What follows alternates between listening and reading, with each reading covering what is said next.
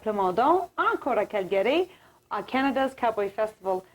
Puis je parle ce soir avec quelqu'un pas mal spécial, quelqu'un qui a une belle carrière depuis longtemps et maintenant continue d'améliorer sa carrière. On la voit, on l'a vu pour beaucoup d'années avec Ian Tyson, Great Western Orchestra, et tout seul, et avec le beau groupe, le fameux groupe Quartet. On parle ce soir avec Cindy Church. Bonsoir, Cindy Church. Hello.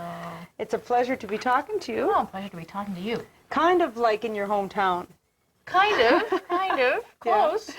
But you're originally from Nova Scotia. I was born and raised in Nova Scotia, and I left home when I was 18. And I've been in the West between BC and Alberta for the last 20 years. So now I'm back in Toronto, so... You're kind of heading east. Heading back east again.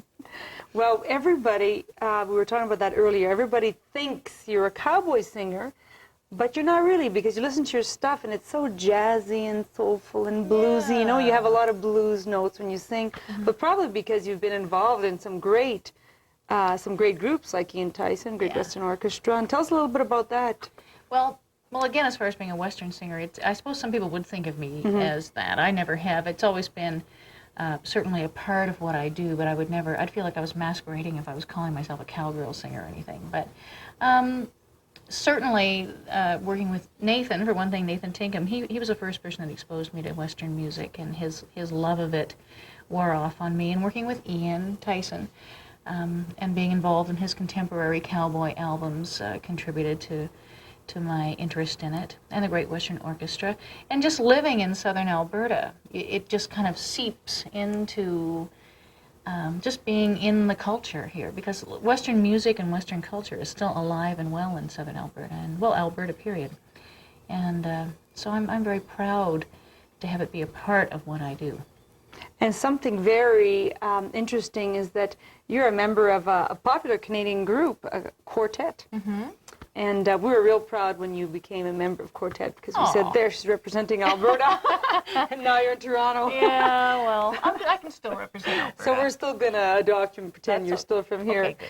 But talk to us about Quartet, because you've had a great deal of success, and people, you know, you were in Chatelaine. Yeah. And people have discovered Cindy Church, that we knew was a great singer all along, but they're discovering this great voice. So talk to us about Quartet. Well, it certainly helped tremendously for raising my profile. And it's a wonderful group. It consists of myself and Sylvia Tyson, Caitlin Hanford, and Gwen Swick. One of our original members, Colleen Peterson, passed away over a year ago. But Quartet continues on. And it's been a wonderful thing for all of us. It came at a really great time for all of us. And it's a very supportive, fun thing to do. And it's great having two careers. So it certainly helps, you know, your solo career. Yeah. And I think it not to just talk about Quartet. I think it helps Quartet that you have a successful solo career too. Yeah, I think it probably is mutually. It helps both ways. And your latest album, I'd like for you to talk to us about that, because your latest album, I heard you singing today in Soundcheck, and your latest album and your voice now, and just Cindy Church right now, and I've heard you sing must be 8 years now. And now your voice is so young, and your latest album. Talk to us about that project, and let's push that album. Younger. Well, I love this album, and I am my biggest critic in every way. But I have 3 solo albums out, and this is the one I'm the most proud of. And I think because I spent a lot of time looking for material, and I love the musicians. It was a really creative musical team, and it just seems that when all of the components are right, it works like a dream. And so this experience was wonderful. Miles Wilkinson engineered it, and who I know you know, who you also worked with, and co-produced it. And he introduced me actually previously to 2 musicians, Kenny Malone, who's a wonderful drummer and percussionist, and this multi-instrumentalist, Daryl Scott. And they came up, and they were incredibly great, and it was the most inspiring, creative recording experience I've ever had, and I'm just so proud. Even I like listening to this record, and I usually have the cringe factor outweighs what I like about it, but with this, the cringe factor for me is just really, there's still things I wish I would have fixed, but generally I really like it. It's always harder for an artist to listen to themselves. You know, I find. Yeah. But tell us the name of the album and the label. Yeah, well, it's self-titled. It's called Cindy Church, and it's on the Stony Plain label, and it's distributed through Warner Brothers, and it's in most record stores.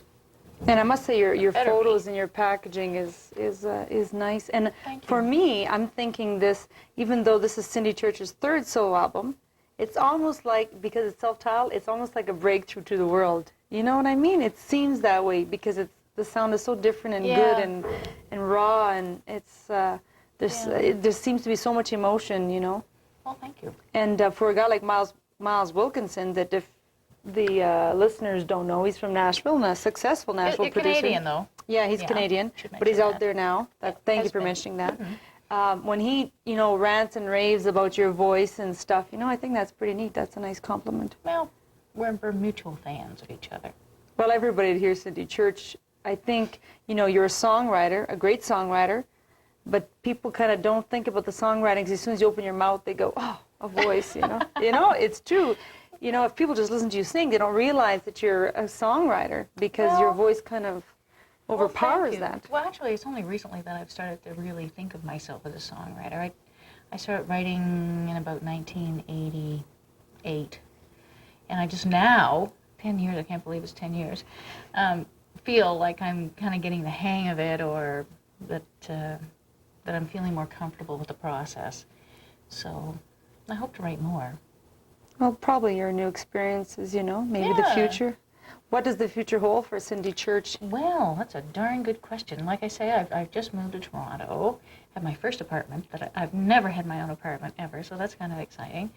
And I've just signed a management deal with Donna Anderson, and right now I'm looking for a new record company. So it just seems that the possibilities are endless at this time, and I just feel really good about this next era and this next phase of my life. And I really feel at this time that I'm ready to get behind what it is that I do and really give it my all and see what happens.